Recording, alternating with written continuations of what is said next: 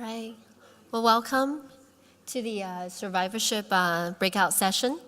My name is Yen-Lin Chen. I'm a radiation oncologist. I've been with the Massachusetts General Hospital, Stephen L. Harris Chordoma Center for just over 10 years now, and previously trained there as well at Mass General.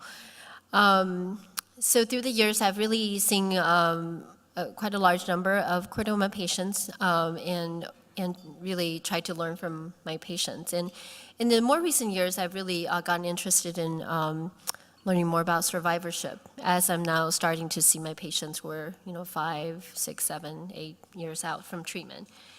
So I'm by no means an expert in this aspect.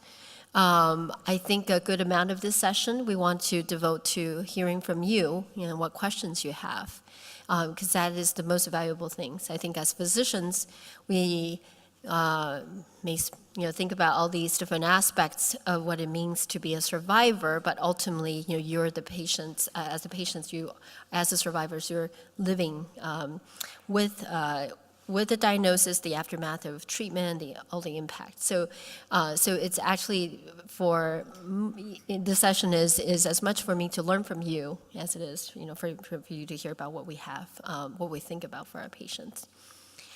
So there are really key aspects to survivorship and what we hope to do when we're trying to provide survivorship care to patients. We want to empower patients, want to inspire them, we want them to thrive. It's not just about surviving.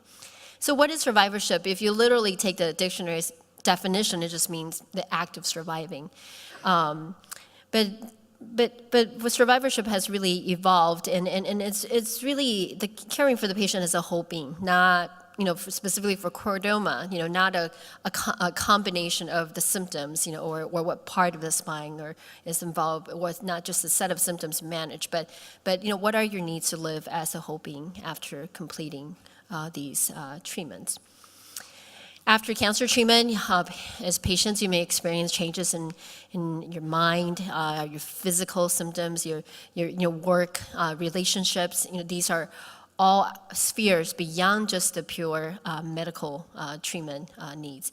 And as a field for us as providers, this is evolving as over the years. So we're trying to identify and meet the diverse needs of patients who are surviving. And we want to try to bridge gaps between primary care team, who are often the ones seeing most of the survivors, and also the oncology team, building that bridge between the main providers that the survivors will be interacting with, and still remaining an integral part of patients' survivorship, even though the acute phase of treatment is over.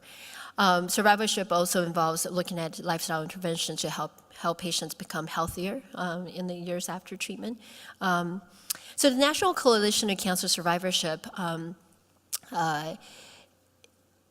described as, the phrase survivorship was created to describe this broad experience in the cancer continuum, living with and living through and actually beyond a cancer diagnosis. The NCI defines survivorship as patients living with cancer from the time of diagnosis through the balance of his or her life. And this actually is not just limited to the patient himself or herself, but also involves survivorship for family members, friends, caregivers who are impacted by the person who's had the cancer. Whether survivorship care is given at the moment of diagnosis or years after treatment, and there are lots of debates on when does survivorship care start. What matters is that the overall focus is looking at the patient just not as individual diagnosis, but as a whole, a whole person affected with all the systems, all the families, and those all the socioeconomic impact of having that. We recognize there is a gap there's a lot of need in survivorship. The Institute of Medicine had a report in 2005, which calls this void in survivorship as a loss in transition.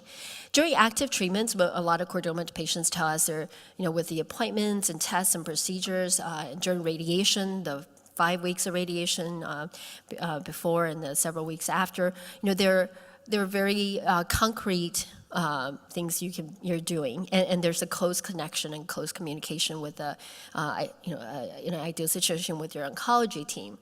But what patients often feel is that when the treatments end, it can be a very difficult transition. Patients and family members can often feel alone and adrift after completing the acute phase. This is a quote from a patient with leukemia that was published in the New York Times back in 2015.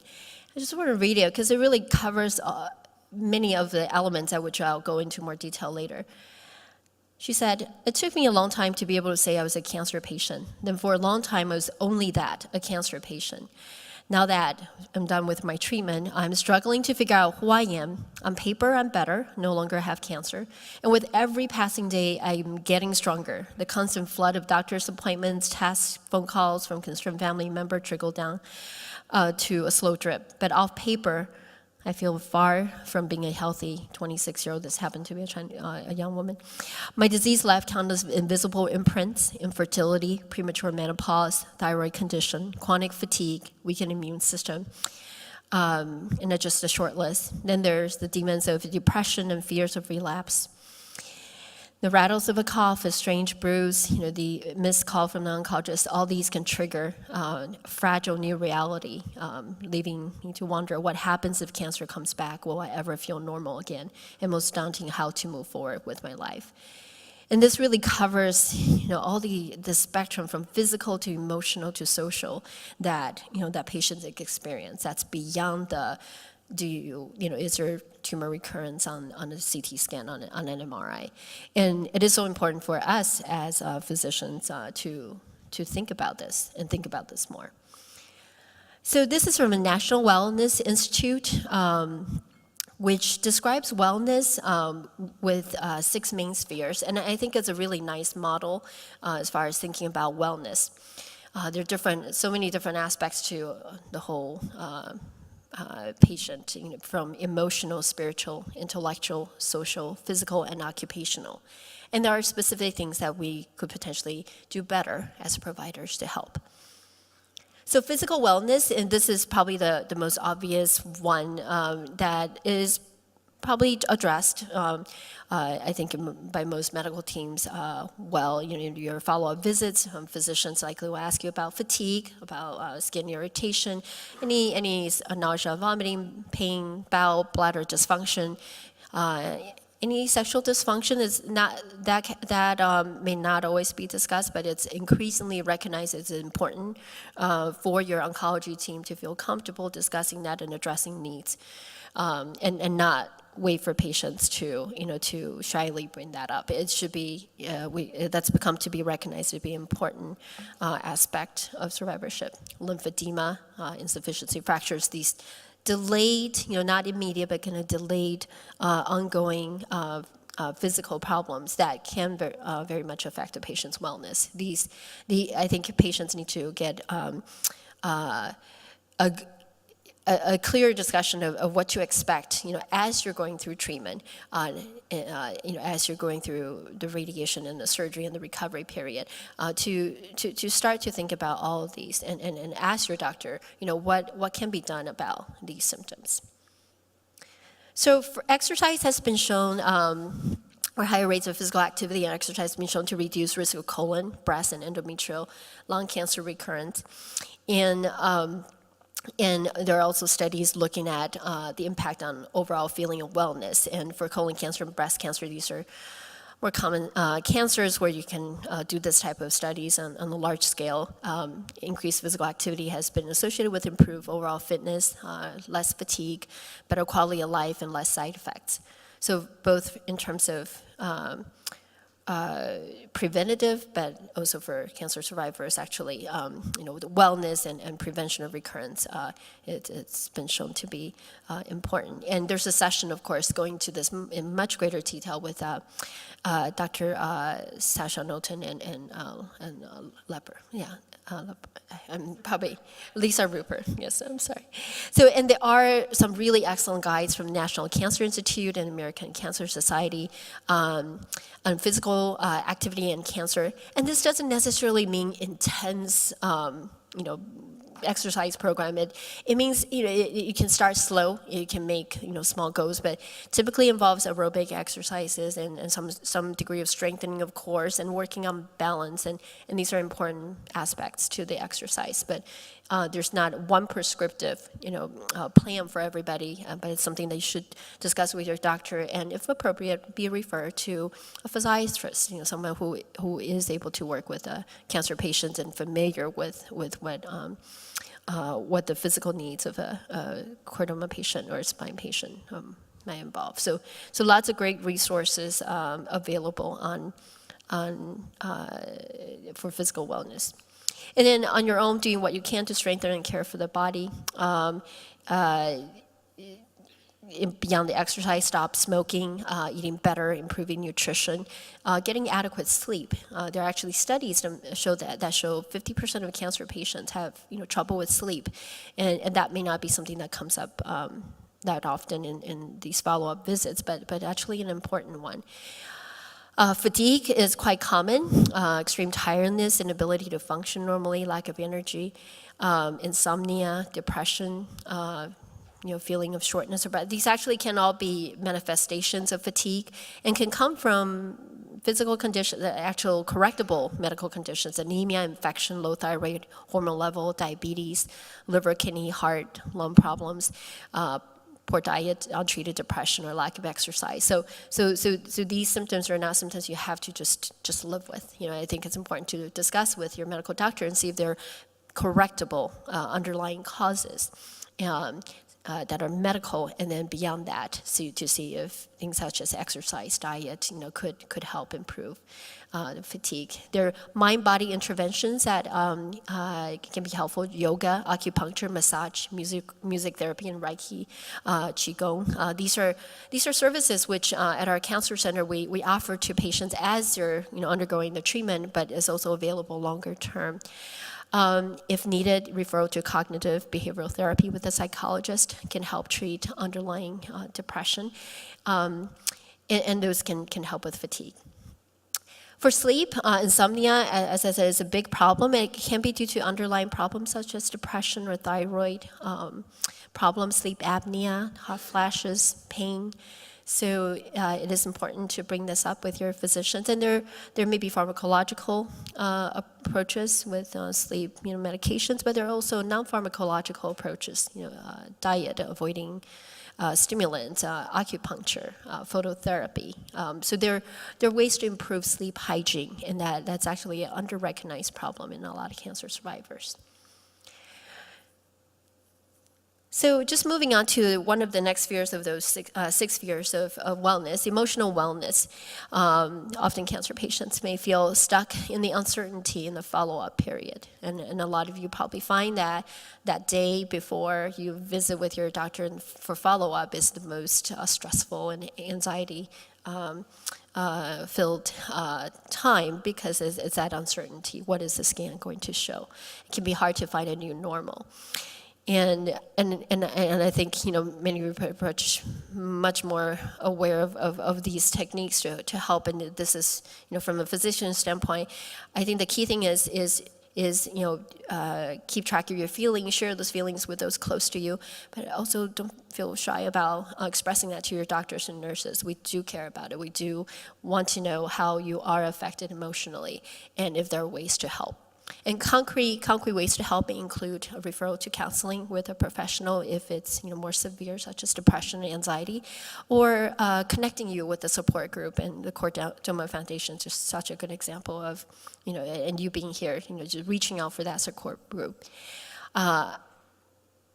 the treatments for chordoma, as you know, can affect sexual function, and that is something that's important to ask. And we just recently started a sexual health clinic for our spine patients, for our gynecologic cancer patients, GI, anal rectal cancer patients. These are recognized to be very important, and now we have a nurse practitioner staffed clinic, which specifically helps with patients deal with that aspect. Then there's financial and kind of work, wellness, and we know that the cost of care or the inability to work or childcare or cost of travel to distant places can be very significant. And this is also important to bring up with your team. These are fair concerns. So for chordoma especially, often patients do have to travel quite a far. And there are resources both at a lot of the treating institutions and as well as nationally through the American Cancer Society and other national groups to help with the cost that's not beyond the insurance, beyond the medical cost, but all the other associated costs of essentially putting your life on hold for a period of time to take care of the cancer. So it's important, and there are, as you know, legal rights that you have as a patient, and these are important things that if you do need help, to let your medical team know so you get appropriate referral to help. Social wellness is one of the next sphere of those 6 spheres of wellness, and this is I think is exemplified by this community forum that the Chordoma Foundation organizes. Making contribution to help others, your community, the world around you, increasing a sense of purpose and well-being and happiness. So many of our patients go on to do things that would help them, and I'll just kind of show you some examples. Music therapy, for example, can be very helpful. We have patients who have gone on to actually provide music therapy to fellow patients or connecting with fellow patients as patient navigators. Patients who paint and draw as a way of expressing and connecting. And this is a patient who visualized radiation, not as these cold machines that make lots of noise and swirled around them, but as this angel, this beam coming from above. And so this is how one patient really channeled his social wellness. He painted all through the course of radiation, and it actually at the end of the whole treatment course had enough painting to fill a gallery of exhibit. Now this is not necessary. I mean, in whatever way possible to express your feelings, emotions, to channel your energy. There are ways to really improve your wellness. And I just want to feature this because I've been the lucky recipient of many beautifully hand-drawn cards from Sharon Berlin, whose name in Chinese I learned means beautiful, Snow White Lily. Snow White Lily, what a beautiful name. Your cards are just such a amazing thing for a physician to receive, because it really reminds me that when I'm taking care of patients, we're taking care of really whole human beings with lots of emotions and talents and whatever we can do to encourage that. And the patient that I mentioned, which drew this painting, and I don't know if you can see it well enough, I didn't realize it at the time that he described to me. He was painting a scene that he dreamed while on the linear accelerator. He dreamed this scene where in a battlefield where it was dark and there were soldiers kind of fighting, essentially shooting bullets at the cancer. And then out of the sky came this figure riding a bicycle and skidding down and landing with a parasol, that he essentially painted his experience with the radiation. But it was kind of a two-way process, because I showed the patient what the radiation plan looked like and all the different colors that we used to represent doses, and that actually became manifest in a lot of his paintings of the colors of the orange and blues and yellows that we used to represent radiation dose. So art is such an amazing way to channel and really create wellness.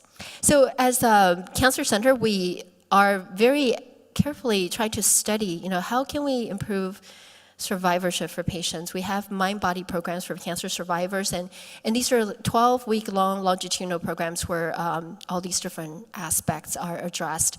And we carefully have provide some questionnaires and survey how patients feel before and after going through such a program. And these programs in a lot of centers are geared towards more common cancers, but what we're trying to do is make sure that they don't forget rare diseases like chordoma. So our spine patients, we're trying to develop programs just specifically for chordoma patients. So where to start? Just make sure you talk to your oncology team or PCP. Ideally, both should be involved. From your radiation oncologist, your surgeons, you should try to have at the end of your treatment a summary of all the treatments that you've undergone, the anticipated side effects that you might have, and ask that your oncology team do communicate with your primary care, because they're going to be your partners in detecting these problems.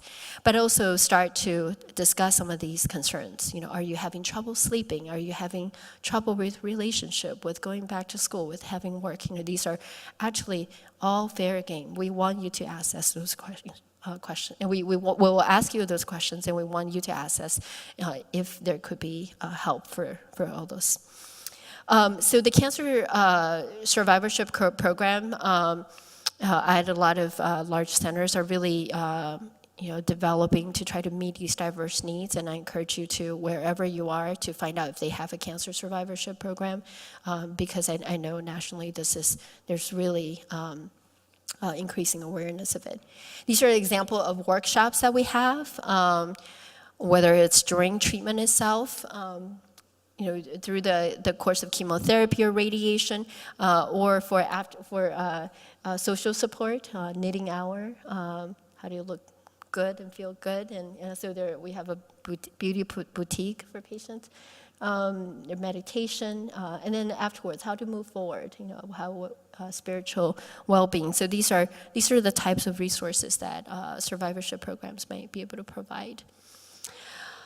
So, and this is a program for patients who are parents, and how do you break the news? How do you emotionally address the needs of your children, the fears that they may have as parents are going through treatment? I think this is very important. So we have a program that specifically addresses parenting through cancer, through challenging time. And then as far as nutrition and wellness, a lot of patients come to us with a question: what can I eat? What supplements to add? I'd like to refer you to this particular website. It's called Integrative Oncology Essentials. This was started by a radiation oncologist who trained a few years prior to me, and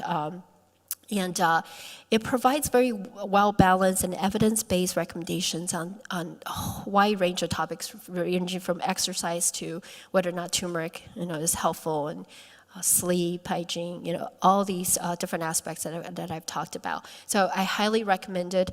It doesn't mean that you need to follow everything that is recommended here, but I think just becoming more educated about how all of these different aspects of lifestyle medicine, might be helpful. And if your oncologists don't know about this, this might be very eye-opening for them as well. So I find this to be a very good website, and I refer a lot of my patients to it. Integrative Oncology Essentials. Dr. Lawanda is also someone who do individual consults and coaching as well. But the website has a wealth of information on all these different aspects of care, and so you can see from just the range of topics from acupuncture, self-care, exercise, yoga, just a really nice wealth of information. So I recommend this greatly. So our survivorship team is ever growing. It's composed of psychologists, psychiatrists, primary cares who really want to specialize in the care for patients with cancer. And together, one of the things we found through a survey of 600 cancer center patients, of which unfortunately sarcoma only comprised about 30 of them, but we're trying to redo the survey in sarcoma and chordoma. But what we found is that compared to some of the more common cancers, most of the patients with rare cancers would like their primary oncology team to really be the main driver of their survivorship program, but working in close collaboration with their primary care. And so I think that probably is the best model for chordoma. But if your main chordoma care team is far away, I think working out a careful a collaboration in terms of survivorship plan with someone local, can also provide you access to resources. So yeah, I'll just stop there, and I think the most important thing actually is for me to hear from you, and what else can we take back to improve our survivorship efforts. Okay.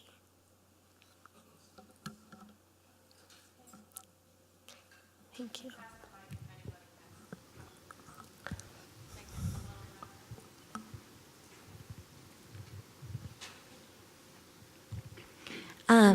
Sorry, that was really loud. One thing that I struggled with for almost a year after treatment, that I was kind of shocked that, I had the most amazing care team, but I was surprised that this wasn't really addressed or looked at carefully, but was getting off of pain medicine. And I consulted with local a group, my PCP and people locally, but yeah, I was just wondering, is there anyone looking at that at a larger scale? Mm-hmm. Yeah, and so especially for spine chordoma, there can be, as you experience, some ongoing chronic pain associated with hardware or associated with a delayed onset insufficiency fracture. So when we consent patients and prepare them, about the side effects of radiation, one of the things we talk about is about 60% of patients who undergo surgery and radiation experience some type of development of insufficiency fractures, which may not be obvious until a year and a half later, where there could be ongoing pain that's just lingering and actually worsen. It can actually worsen even a year or two out, and it's very classic. Patients become more active, or some of my patients will get back on their tractor or a mountain bike and have a setback. And so chronic pain is a real issue. In a quarter of patients, there can be chronic pain. I think it is important to work with your primary oncology team to find out, is there some treatable underlying cause of that pain? Is it insufficiency fracture that is severe enough to warrant perhaps some stabilization? There are some for the sacrum, for example, there are some ways to stabilize through an area of insufficient fracture that doesn't involve a big open surgery. So Dr. Joe Schwab at our center performed percutaneous kind of stabilization, where you place rods through areas of insufficient fracture. Or it may be a period where you ease off on some of the higher impact activities. And the physical therapist actually is very important for them to be aware. So we generally recommend patients to avoid high impact activities that might put you at high risk for fall, or just constant pressure to that. So riding mountain bike, or skiing, or that where you might fall right on the sacrum, or those activities you want to avoid. But there are lots of alternatives. Swimming and walking and elliptical as opposed to treadmill. So it's important for your primary oncology team to work with any physical therapists that you may be seeing, any trainers, so that you can communicate those type of needs. And then the pain, in terms of pain medication management. So once you address those potentially fixable physical things, remaining nerve pain, switching onto non-narcotic pain medications, trying Neurontin. If it's many years after radiation, trying things like pentoxifylline vitamin E may be helpful. Acupuncture has helped some of my patients with neuropathic pain, like that numbing, burning paresthesia. So I have some patients where they find some relief with that. But I do think that you shouldn't accept that pain is something you just have to live with. I think actively exploring what might be the underlying cause, and then working with your team. I think palliative medicine and pain service are underutilized, and they really can help the primary oncology team transition patients off to other alternatives. Hi, yes. Okay, maybe a microphone. Yeah. Have you either recommended or heard of patients using osteopathic manipulative treatment as a recovery process? Is that CPAP? No, osteopathic manipulative. Osteopathic.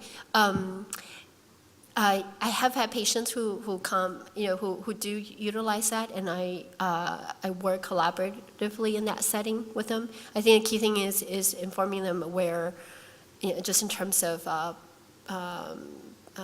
what type of stabilization. If there are certain maneuvers that maybe may want to avoid, but and also just what limitations the patients have. But I generally have had a good experience working in a collaborative way with if someone wants to see osteopathic medicine. Yeah. I think the key thing is in areas of radiation where there's lots of fibrosis and maybe where circulation may be poor, avoiding acupuncture, avoiding things that might create more of a chronic wound problem, and then for manipulation, just being aware of hardware and making sure they're not. So if you know that a patient's had an occipital cervical fusion, then there's just certain manipulations to not try. You don't want to hear that pop. So, but yeah, I think the key thing is having that two-way communication and working with whoever the patient is seeing. Yes. Okay. Sure. For the benefit of patients in general, it seems like, especially from radiation, but also from surgery, there can be side effects that pop up even years later. And I'm curious, because I don't know it, we often say, well, radiation keeps on working, that's a good thing, but it could also be a bad thing. How much comes up later, or does it trail off? What's your feeling? So right, so I mean, some people say radiation is like the gift that keep giving, and yes, it can be good or bad. So I talked about the insufficiency factor being a bit delayed, and that's actually very important to prepare a patient, not be surprised that can happen. And then beyond that, once you get into kind of the 5 years or beyond, you really start to see more fibrosis, so toughness in the tissue, stiffness or in the joint if they're kind of near the joints. So for example, some of the sacral treatments, if you treat out too near the hip joint, the patients can start to experience that more in the 5 to 10 year horizon. Neuropathy occurs through very slow narrowing of the small blood vessels around that feed that nourish the nerve, and so neuropathy is something that also takes about 5 to 10 years to develop. So these can go on, and that's why the long-term follow-up is important. What about more skull-based? Can swallowing get worse? Mm-hmm. Can saliva issues come up over time? Yes. But for base of skull, very much so, yes. The coordination of the swallowing, if they're the muscles involved in coordination of swallowing, if they're radiated, it may not be immediately obvious, but it can take time. And the actual nerves that control, the swallowing reflex, the gag reflex, those can potentially also, if they're not immediately impacted by surgery, 5 to 10 year horizon is about when neuropathy can develop. Yeah. So jaw narrowing, it's kind of stiffness, trismus, with pain with jaw opening and closing. So those are things actually it's important to discuss at these follow up, because there's some interventions possible. For example, there's something called TheraBite, where you can exercise the jaw. And I'm supposed to be doing the exercise. I see. Yeah. But all of those things apply. So thank you. Right. So it's an ongoing, and I am there. One of our efforts is just, we're trying to see, can we give radiation along with something that is protective of normal tissue? So we're trying to, we're very, very keenly aware of both the acute, wound healing issues, and then the subacute fracture and hardware issues, and then these late effects on neurovascular tissue. Radiation does, and the other part of follow-up, secondary cancer is very rare, fortunately. It's about 0.5%, but also following patients to make sure there's not secondary cancer. So these are important things so that's why I continue to follow patients who are 20, 30 years out of my mentors, like Dr. Soot treated way back when, and it's important. Anyone else have a question? So my question is for you, and then also for maybe the other survivors in the room could contribute their input as well. But for me, the most difficult thing post-treatment has been dealing with fear of relapse. That's something that, it's anytime I feel like a twinge in my neck or anything, like instantly my mind goes there. So that's something that I've had a lot of trouble coping with. So I want to know if anyone had any good coping mechanisms or things that help to kind of deal with that fear. Yeah, that's a great question. Actually, It's a great little question. broad, That one of our psychologists is very specifically studying that aspect, is that fear. And so in our survey of the 600 cancer patients, that came up with as one of the most important survivorship issues. And it could be episodic associated with the follow-up, or it could be really an ongoing thing that can affect the patient in all of those 6 fears of. It can carry over to to work and to social. But I actually would love to hear how, and this was part of our research survey. We're trying to find out how do patients, what are skills of resiliency. And so one of the workshops that is offered at our center is called a resiliency workshop, where they go over mindfulness, mind-body connection, but also other very concrete things such as, just particularly around the time of the follow-up, what are ways to physically to kind of get you through that period. But I think this is something we're still trying to understand, and I think that it has to come from patients. We want to hear from other patients what has worked for you. So I'd love to hear. Just to follow up on that, Sharon's been keeping a combination of, let's say, a journal and an Excel spreadsheet. And it sounds a little strange, but it's been incredibly useful. And actually, some of this started when we first went to see Dr. Liebsch in 2005. He asked for an amazing amount of information.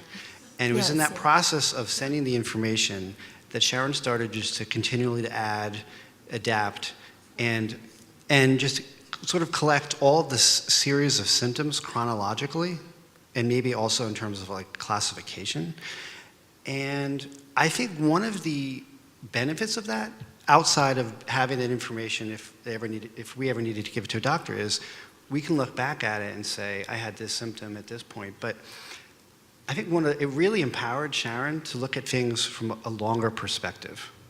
So she's had so many different symptoms and circumstances that she feels things from time to time, and I think in doing the process, it's a way to put it down on paper to relieve the immediate stress and anxiety, and to look at it. You're collecting data, but you're also taking a moment to reflect. So it serves multiple purposes. So it's something Sharon also recommends this, and we've discussed it at many conferences. It's been incredibly useful to track and collect, and also to use it as a personal journal, to talk about how you're feeling, what are you experiencing, and maybe we can draw some inferences about certain activities or certain symptoms and try to draw some conclusions from that. Yes, I think that is extremely helpful, and that's something you can bring with you when you meet with your doctors and say you notice this trend in terms of how you're feeling, and together you can kind of put more, because often at the moment that you're in a doctor's office and you're trying to describe, it may be hard to recall all that detail. So I think that is very helpful. Actually, it relates to the question about pain medication. It's very helpful to keep a diary about with the level of pain, what triggers, and what addressed the pain, what didn't, and that can be very helpful in terms of actually modifying the pain regimen to meet your needs. So we do ask patients to do that, and that is helpful.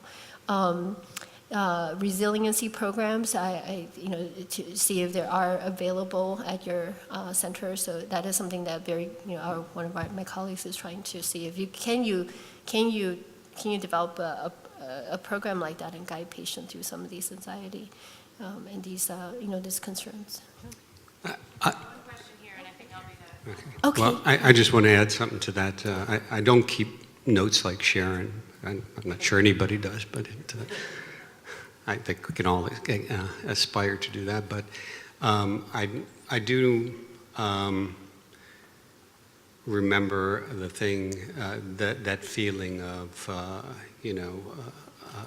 that over the years of how do I get up and shake off the memory of the treatment and all that I've been through, and the thing that worked for me was coming up. That it just kind of happened was just a mantra that I deserve to be well, and it is possible, and just affirming that every day, and taking the time to connect with my inner self, higher self, just to reaffirm that every day, and it's very powerful. I every time I have dealing with something else, I remember to try to come back to that. On a different note, I wanted to ask about the effects of the radiation that you talked about, and is there a point when the after effects, like if you either have them or you don't, like you said, 5 to 10 years they show up. If you're after 10 years, is it a point where it's like, okay, you didn't get an effect from the radiation, are you in the clear? Do you have a point on that? So for some of the side effects, it is still possible to develop it after that time point, like things like neuropathy. It depends on what kind of dose was given to those structures. But typically, in that 5 to 10 year range, most things that will most of those latest side effects would probably have to declare themselves. I mean, there are, if someone's really young at the time of treatment, certainly that the scar tissue can continue to build up, and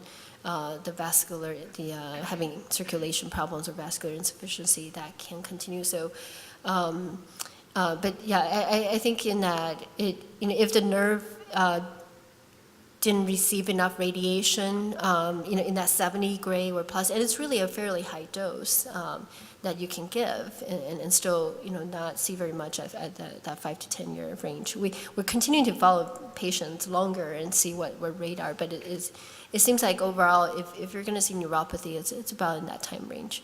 And if somebody has been pretty much without those, major side effects from that, and is there a point where radiation, if you've got radiation in the clival area, can, let's say in Meckel's cave, could you get a small dose of radiation, if you're 10, 12 years out and not having these complications? Is it possible that the body's healed that tissue and so on? Oh, good question.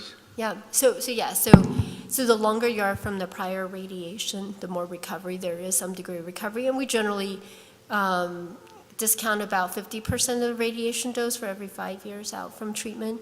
And so in a situation where you re-radiate, it may not be possible to use the exact same dose, or you can do so, but there's added risk of increased side effect. But it is, you have to accept that, if you're going to re-radiate a nerve tissue that has seen doses in the 70 gray plus range, even if you can discount half of that or maybe 75% of that, there's still some limit. And so usually in re-radiation, we really try to keep the field as small, as tight, as focus on just the regrowth area as possible, and try to balance that against the risk. But there's added risk for re-radiation. Yeah. I'm just going to ask one more question. Yeah. So in relationship to that, now with the brachyury, what do they call it? The vaccine, part of it is the combination of radiation. And as a follow-up, does the person need 70 grays of radiation? Can they do 5 or 10, and that's enough to trigger it? Do they know if there's, what is that amount that is required for the vaccination to kick in? Is that kind of? Oh, right. So I think that's why one of the rationale for this.